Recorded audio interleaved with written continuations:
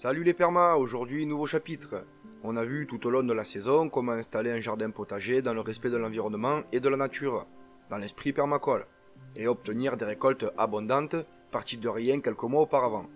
Là maintenant on va parler des arbres, et plus particulièrement des vieux fruitiers, ceux qu'on ne remarque même plus, ceux qu'on a pour l'habitude d'abattre car ils menacent de tomber ou parce qu'on veut planter autre chose de plus productif, de plus joli, parce que ces vieux fruitiers, ils sont moches, pleins de lichen, de maladies, ils ne produisent plus, et puis j'en passe. Triste sort, n'est-ce pas? Et si on se mettait 2 secondes à la place de ce vieil arbre, par empathie, lui qui est là depuis plusieurs décennies, voire plus, à survivre et tenter de pousser tant bien que mal, qui a vu tant de saisons défiler, de gens graviter autour de lui, sans que personne, jamais personne ne vienne prendre soin de lui. Il est bloqué là, comme ça, livré à lui-même, alors qu'un fruitier aspire à exploser de vie, à donner encore et toujours plus, à héberger des oiseaux, avoir un superbe feuillage, de magnifiques fleurs et des beaux fruits. Un peu comme un humain. Que désirerait-il le plus s'il était enfermé, laissé seul, sans soin? Et qu'adviendrait-il de lui au bout de X années, resté là à lutter sans que personne ne s'intéresse à lui? Ben là, c'est un peu pareil. On doit prendre soin du vivant. C'est là notre rôle principal sur cette terre. C'est pour ça qu'on est là, mais on l'a oublié. À l'heure où des hommes de science cherchent encore la source de nos origines et la place qui est la nôtre, le rôle que nous avons à jouer dans cet écosystème complexe dont nous ignorons encore beaucoup de choses, de nos jours, dans cette société occidentale moderne qui est la nôtre, où l'on vit dans le capitalisme, le consumérisme, la compétitivité permanente, le matérialisme, la culture de l'image, l'égoïsme, l'égocentrisme, l'insensibilité, l'indifférence et puis j'en passe. Où sont passés la bonté et le partage, la générosité et l'altruisme, la charité et le dévouement, nous qui avons pour habitude de prendre encore, encore et toujours plus? Où sont passées nos racines, les gestes de nos anciens, ceux qui vivaient sans tout ce confort moderne, comme l'EDF, l'Internet, l'eau courante, le ramassage des ordures ménagères, le low-cost et les supermarchés? Nous sommes dotés de conscience en tant qu'êtres humains. Nous devons alors, entre autres choses, et à mon sens, semer la vie, l'entretenir, en prendre soin, être créatif et bienveillant envers la nature et nos semblables. C'est d'un héritage vital dont on ne cesse de s'éloigner et d'en oublier le sens ou les valeurs qui nous mènent tout droit vers notre dépendance, notre soumission, petit à petit notre déclin et celui de notre écosystème. Un peu à l'image de la grenouille dans une casserole d'eau froide qu'on mettrait à bouillir petit à petit. La montée en température est si lente qu'elle s'en aperçoit pas et au final elle finit par mourir ébouillantée. Cette histoire traduit le phénomène d'habituation et de passivité dans un environnement qui se dégrade progressivement au point de mettre sa propre vie en péril, à l'image de celui qui coupera la branche sur laquelle il est assis ou l'autre qui tombe d'un immeuble de 50 étages. Jusque-là, tout va bien. Je m'éloigne un peu du sujet, mais la motivation dans cette démarche de transmission est là. Retenons dans le sujet du jour que les arbres, c'est la vie, même si la plupart du temps ils n'ont pas besoin de nous. Parfois, l'on peut en quelques actions les aider, ou les mener à nous aider nous-mêmes, en entraînant une production de fruits par exemple, ou en leur rendant une belle jeunesse. Je vous prépare depuis début d'année quelques vidéos sur la taille et le greffage, que je ne voulais mettre en ligne qu'à partir du moment où je pouvais vous montrer les résultats de mes actions quelques mois après. Ne pas parler en l'air des choses qui ne sont pas abouties car on doit attendre la suite qui finalement ne viendra jamais. Donc voilà, j'ai eu la chance de me faire transmettre depuis enfant la passion de la terre, du vivant, des animaux et de la nature. J'essaye de vous donner au travers mes vidéos cette passion, mais aussi cette expérience accumulée depuis lors et celle venue plus tard avec l'intérêt de la permaculture et de sa philosophie. Dans mon parcours, j'ai pu accumuler assez d'expérience pour fabriquer mes propres techniques. On y va du traditionnel au plus moderne, en passant même par de l'expérimental. Il y a des ratés, mais il y a aussi des réussites. Et voilà ce que j'ai appris au fil de toutes ces années. La vie gagne. La vie gagne toujours. Alors marchons avec elle, car elle sait toujours comment faire pour prendre le dessus. Moi, dans cette nouvelle rubrique Soin des arbres, j'aimerais vous transmettre en plus de tout le reste ma passion de la greffe, du greffage bien fait, de l'arboriculture. Restaurer un vieil arbre fruitier, améliorer son rendement ou simplement lui en apporter un. Le soigner si nécessaire, le bouturer, le marcoter, apprendre à prélever des greffons, à greffer, c'est aussi des gestes à savoir pour améliorer le quotidien. C'est un genre d'investissement non pécunier, mais qui finit par apporter gros. Quoi dire de plus? Des fruits frais, juteux, sucrés, naturels et pleins de vitamines. Une vraie panacée, que du bonheur. Alors commençons cette nouvelle étape ensemble.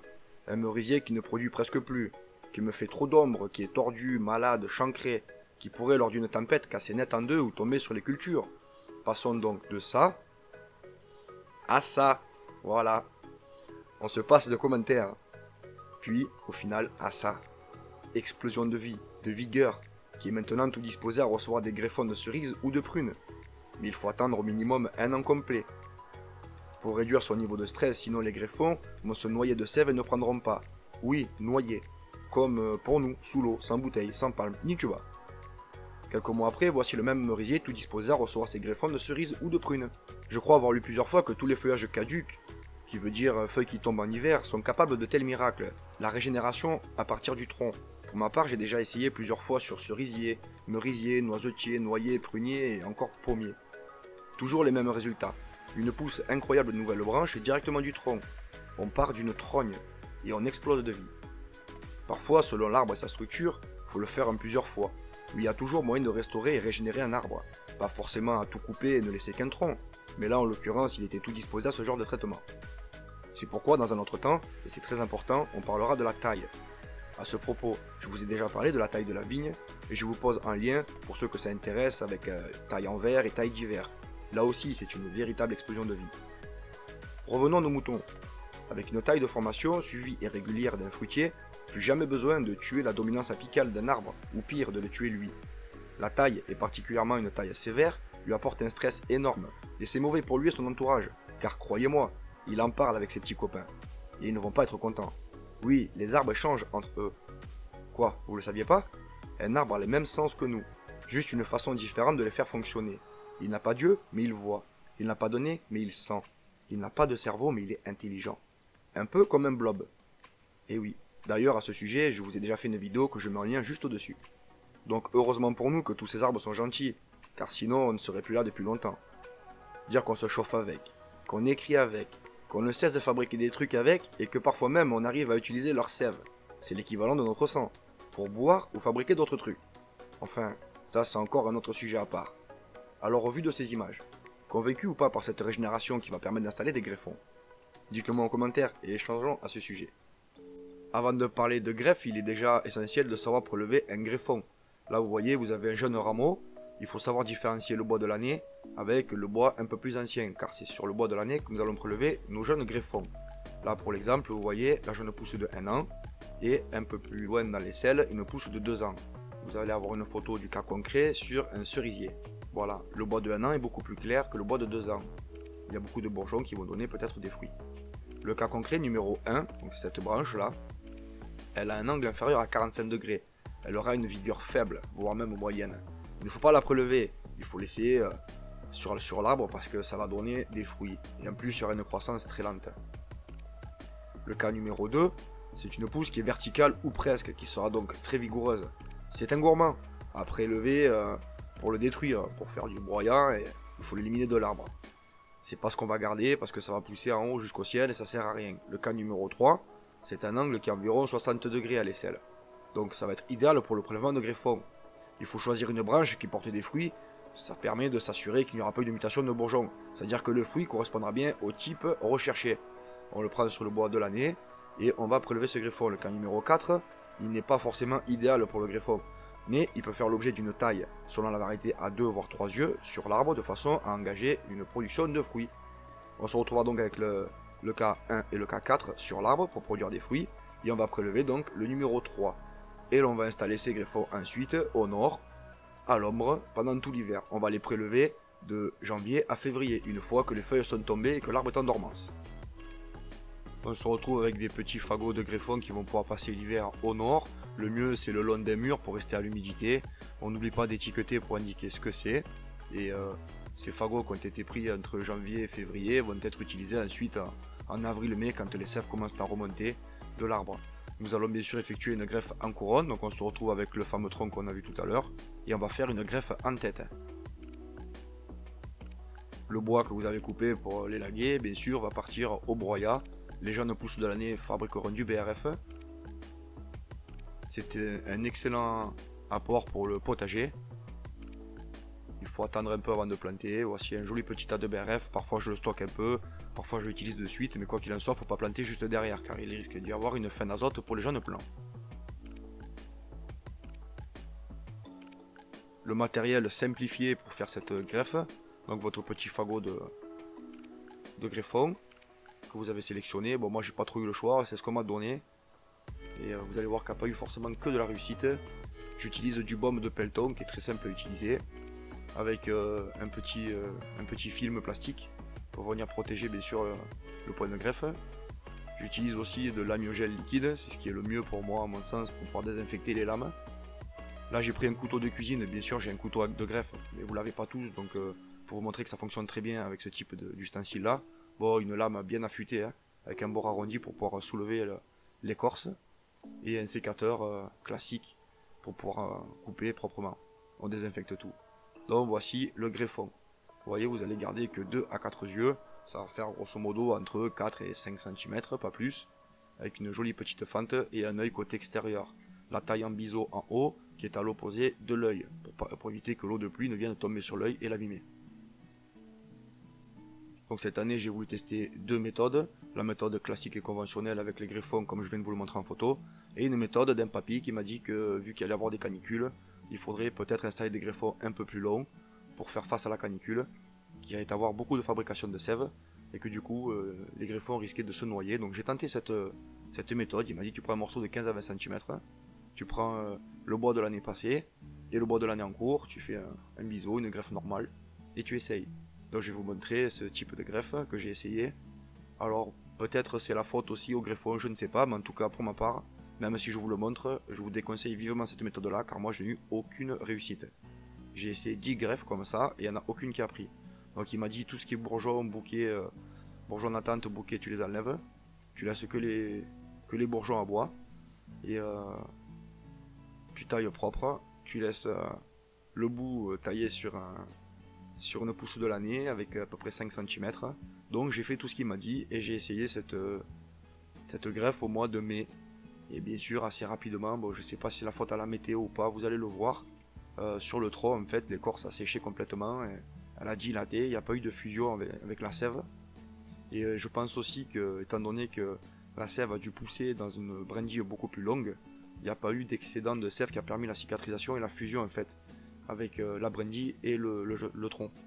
C'est pour ça aussi peut-être qu'il y a eu des rejets de greffe. De toute façon on va le voir, je retenterai cette méthode l'année prochaine pour être sûr et certain, mais pour le moment j'en suis pas convaincu du tout. Donc voilà, on est bavure proprement, avec un couteau qui coupe. Vous voyez c'est tout simple comme on a vu sur la photo. À cet instant précis, je vous mets une petite image pour bien comprendre ce que vous voyez, pour savoir où est l'écorce, où sont aussi les divers éléments qui composent le tronc. Vous allez déposer donc après plus tard la greffe entre l'écorce et le cambium. Donc vous voyez, il va falloir donc soulever l'écorce et on va devoir venir mettre en fait le plat du jaune greffon pour faire une fusion, histoire que la sève élaborée puisse circuler dans le greffon et faire un nouveau départ. Donc on va venir soulever cette écorce qui va venir en une fois avec la lame du couteau puisqu'on a monté de sève. Donc c'est assez pratique à décoller. Donc voici sur le greffon à quoi ça va ressembler en vue de profil. Vous voyez que vous avez donc le cambium, on voit bien en blanc là cette petite épaisseur. Et c'est ça en fait qui va venir pomper, aspirer la sève pour faire un départ, pour ouvrir les bourgeons en fait, pour faire monter de la pression. D'où l'intérêt d'avoir un greffon de taille plutôt courte. Une autre photo là qui montre donc la greffe en couronne, comment on va procéder. En fonction du diamètre du tronc, vous allez pouvoir mettre 1, 2, 3, 5 petits greffons. Donc là j'en ai installé une pour voir comment ça allait se passer, histoire de savoir si au moins la lame du couteau allait fonctionner, et puis oui ça a très bien marché. Vous voyez sur ce modèle là, j'ai fait des greffons plutôt longs. Donc je vais vous montrer après en détail comment on a fait pour le poser. Il suffit juste de couper en fait l'écorce et après on glisse tranquillement le petit greffon à l'intérieur. Donc il faut penser là avant de commencer à faire les entailles au biseau, vous voyez que le haut du tronc a été ébavuré pour éviter qu'il y ait une mauvaise cicatrisation après à la repousse. Ça fera un beau petit boudin cicatriciel. Là donc on est en train d'entailler l'écorce pour arriver jusqu'au cambium, donc avec le petit couteau de cuisine, une petite entaille de 2 voire 3 cm par rapport à la taille des greffons qu'on a, conviendra parfaitement pour ce style de greffe. Donc tranquillement on y va par étapes. Donc c'est sûr qu'avec le couteau à greffer c'est bien plus pratique. Voilà, là on est en train de décoller l'écorce. Bien sûr avec la montée en sève c'est facilité parce que c'est gonflé de sève élaborée. qui va venir pousser donc dans le nouveau brin de façon à faire éclater les bourgeons et avoir des nouvelles pousses. Voilà, maintenant on va glisser le petit greffon sous l'écorce. Si bien sûr je veux bien stabiliser la caméra. Voilà, ça rentre tout seul. Tac, il est rentré.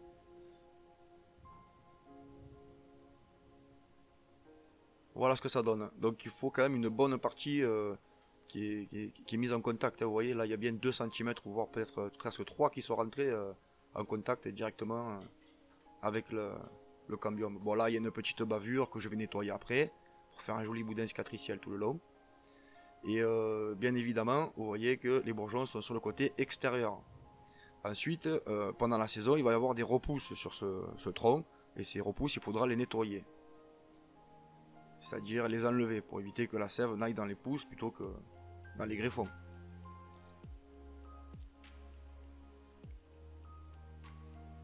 Voilà, après avoir installé donc 4 petits greffons, vous voyez, j'ai mis un rubanex, donc c'est le petit ruban plastique. J'ai mis du pelleton de partout tout autour, donc c'est propre, de façon à avoir bien sûr les courants d'air qui sont éliminés au maximum, hein. Il faut vraiment éviter les poches d'air. Et on va venir aussi boucher le plat du tronc avec du pelleton pour éviter une installation de champignons, hein. Puisque le pelleton lui évite la pousse de champignons. Donc voilà ce que ça donne. Là j'ai tenté même de mettre, vous voyez, un petit greffon avec un départ. Là c'est vraiment pour faire de l'expérience, parce que le but même c'était de créer le pompon que vous avez vu au début pour faire des greffons enfantins. Donc si ça avait pris j'aurais laissé comme ça, mais dans l'expérimentation, voilà. Sachant qu'une greffe en couronne qui foire, c'est pas trop dramatique, parce qu'il suffit de rabattre 5-10 cm l'année d'après, et on peut recommencer, hein. Donc c'est pas non plus le drame. Il faut expérimenter, il faut essayer de toute façon. Voilà, donc là je vais mettre encore du pelleton, il n'y a pas de souci. Et voici quelques mois plus tard ce qui s'est passé. Crac, le pompon, et vous voyez en fait que l'écorce a gonflé, elle a séché d'un coup à cause de la canicule, donc que le greffon soit plus long ou plus court n'a pas joué, et il y a eu des rejets de partout. Donc là c'est le cas concret par rapport au greffon qui était un peu plus long, la méthode du papy. Mais vous allez voir que la méthode à 3 à 4 yeux, ça fait à peu près grosso modo la même chose. Voilà, donc là vous voyez un rejet spectaculaire. Et là vous voyez qu'on a fait la méthode traditionnelle avec 2 voire 3 yeux. Et c'est pareil, en fait on a eu un gonflement spontané si vous voulez à cause de la canicule. Il n'y a pas eu de repousse à côté, hein. C'est juste que ça a rejeté. C'est lié à la météo et peut-être aussi à la qualité des greffons que je n'ai pas eu contrôle puisqu'on me les a donnés. Mais dans le lot, à multiplier toutes ces expériences, vous allez voir que parfois ça peut prendre. Donc c'est important de multiplier un maximum les greffes, pas en faire juste quelques-unes. Et voilà, on a réussi une greffe d'un cerisier sur un merisier. Bien sûr on a installé le petit perchoir pour éviter que les oiseaux ne viennent arracher les greffons, chose que j'avais oublié au début. Donc ça aussi ça a dû y jouer parce que je suis un milieu forestier, donc il y a beaucoup d'oiseaux qui sont venus s'installer. Donc là ça a également tenté de rejeter, mais il a eu le temps de se souder, donc il est reparti. Dans un an je viendrai bien sûr le tailler, je vous montrerai comment. Voilà, vous avez l'astuce maintenant pour faire les greffes, vous avez les bons outils, la bonne méthode, il ne reste plus qu'à faire. A très bientôt pour une nouvelle vidéo, allez, ciao ciao.